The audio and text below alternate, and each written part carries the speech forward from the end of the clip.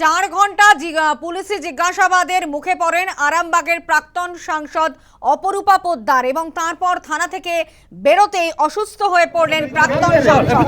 মাথা ঘুরে পড়ে গেলেন অপরূপা পোদ্দার।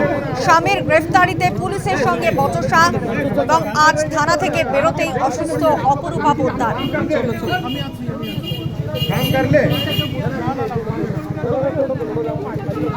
স্বামীর গ্রেফতারের সময় পুলিশের সঙ্গে বাদানুবাদে জড়িয়ে পড়েন অপরূপা পোদ্দার এবং মহিলা পুলিশ কর্মীকে ধাক্কা মারারও অভিযোগ ওঠে এবং তারপরেই তাকে থানায় তলব করা হয়।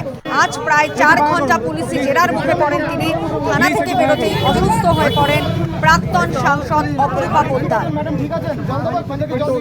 থানা থেকে বেরোতেই মাথা ঘুরে পড়ে গেলেন অপরূপা পোদ্দার। যে ছবি আপনাদের সামনে এই মুহূর্তে রাখছি, আমরা কথা বলবো। আমাদের সঙ্গে টেলিফোন লাইনে রয়েছেন আমাদের প্রতিনিধি তাপস লাহা।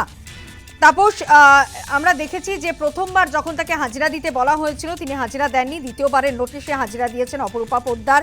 4 ঘন্টা পুলিশি জেরার মুখে পড়েন, এরপর থানা থেকে বেরোতেই মাথা ঘুরে পড়ে যান অপরূপা পোদ্দার। কি অবস্থা, তার শারীরিক অবস্থা কি? তো বুধবার তাকে পুলিশ স্বতঃপ্রণোদিতভাবে তাকে পুলিশের কাজে বাধা দেওয়ার কারণে তাকে থানায় ডেকে পাঠায়। গত বুধবার তিনি কিন্তু হাজিরা না দেওয়ার পরে তারপরে আজকে আবার গতকাল তাকে ফের নোটিশ দেওয়া হয় এবং সেই নোটিশের পরিপ্রেক্ষিতে আজকে থানায় হাজিরা দিতে বলে এবং দেখা যায় নির্দিষ্ট সময় অর্থাৎ 12টা বাজতে 5 মিনিট আগে তিনি থানায় আসেন এবং সেখানে কিন্তু প্রায় দীর্ঘ 4 ঘন্টা ধরে তাকে জিজ্ঞাসাবাদের পর যখন 4টের কিছুটা পর যখন তিনি বেরোচ্ছিলেন ঠিক সেই সময় দেখা যায় তিনি বেরিয়ে আসার পর তিনি হঠাৎ অসুস্থ হয়ে পড়েন এবং মাটিতে লুটিয়ে পড়ে।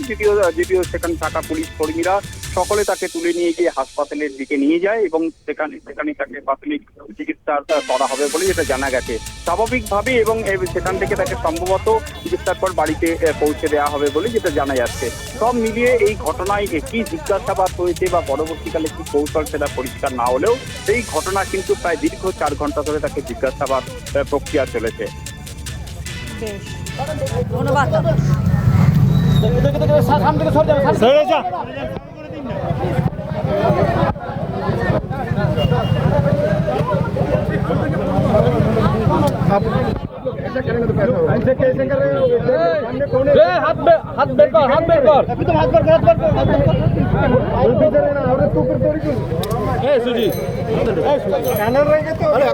काम करने दीजिए, आप लोग का काम कीजिए, हम लोग का काम करने दीजिए। ইতিমধ্যে আপনাদের যে ছবি আমরা দেখাচ্ছি যে অপরূপা পোদ্দার আরামবাগের প্রাক্তন সাংসদ, একেবারে প্রথমবার তাকে নোটিশ দেওয়া হয়েছিল, থানায় হাজিরা দিতে বলা হয়েছিল। প্রথমবার তিনি হাজিরা দেননি, দ্বিতীয়বারের নোটিশে হাজিরা দিতে যান শ্রীরামপুর থানায়। আজই হাজিরা দেন এবং প্রায় 4 ঘন্টা জেরার মুখে পড়েন অপরূপা পোদ্দার এবং তারপরেই থানা থেকে বেরোতেই মাথা ঘুরে পড়ে যান এবং তাকে হাসপাতালে নিয়ে যাওয়া হয়েছে প্রাথমিক চিকিৎসার জন্য। দিদি কি বলবেন? দিদি কি বলবেন? দিদি কি বলবেন? দিদি दीदी की बोलबेन? दीदी की बोलबेन? दीदी की बोलबेन? दीदी की बोलबेन?